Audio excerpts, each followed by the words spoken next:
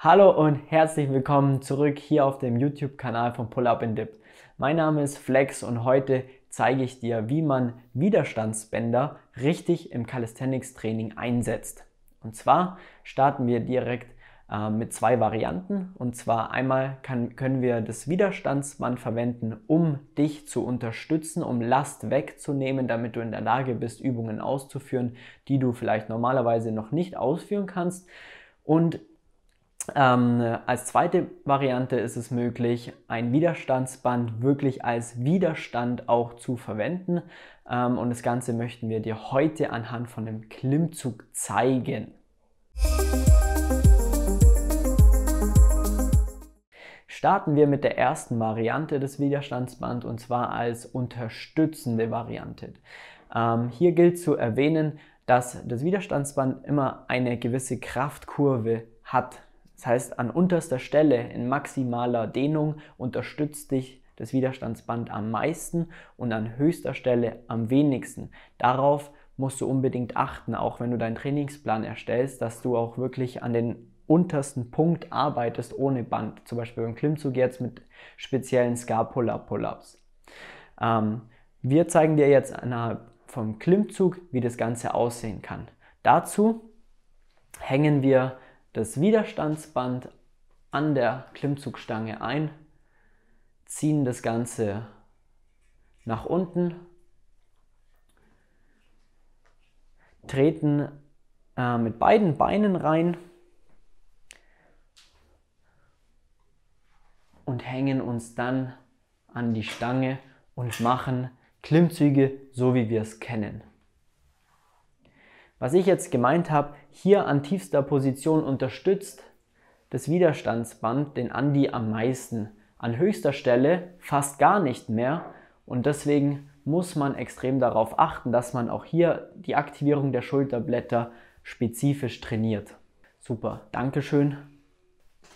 Diese Bänder, wie schon gesagt, kannst du als Unterstützung einsetzen, auch bei Dips, bei Muscle-Ups und bei sonstigen Übungen, wo es Sinn macht. Ja? Grundsätzlich gilt es immer, dass du daran arbeiten solltest, stärker zu werden, lieber eine Progression, eine Variante zu finden, die du ohne Band machen kannst. Aber wenn du Technik erlernen möchtest, wie zum Beispiel beim Muscle-Up oder jetzt mal eine vernünftige Klimmzugtechnik an sich, dann sind Widerstandsbänder eine super Wahl. Ansonsten empfehle ich dir hier auch lieber eine Progression zu suchen, die du ohne Widerstandsband auch machen kannst. Gut, kommen wir zur zweiten Variante, wie man ein Widerstandsband verwenden kann und zwar wirklich, wie der Name auch schon sagt, als Widerstand.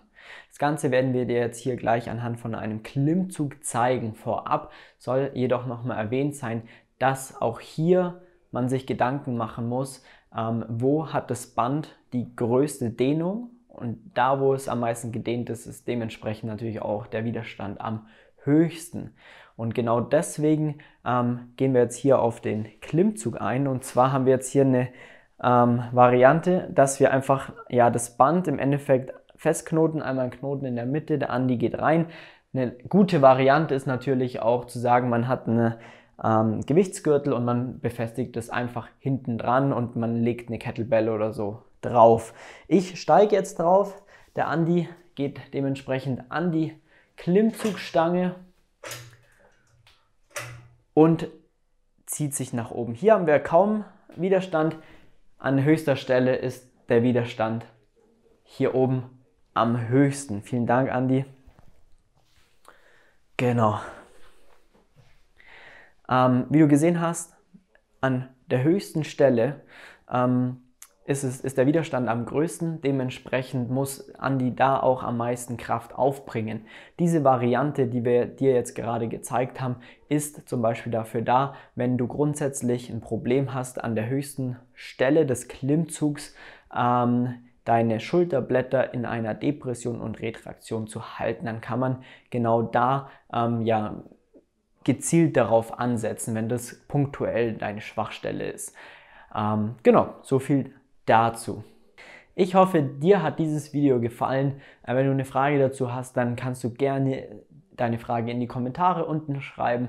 Ansonsten würde ich dir hier an dieser Stelle nochmal die Calisthenics Academy vorstellen wollen bzw. ans Herz legen wollen, weil da kriegst du ja strukturierte Trainingspläne, du hast die Möglichkeit, Videos einzusenden, kriegst professionelles Technikfeedback und kriegst immer wieder solche kleinen Tipps und Tricks, die wir dir hier zur Verfügung stellen, kriegst du mit, damit du dein Training einfach optimieren kannst und wirklich Woche für Woche auch Fortschritte erzielst.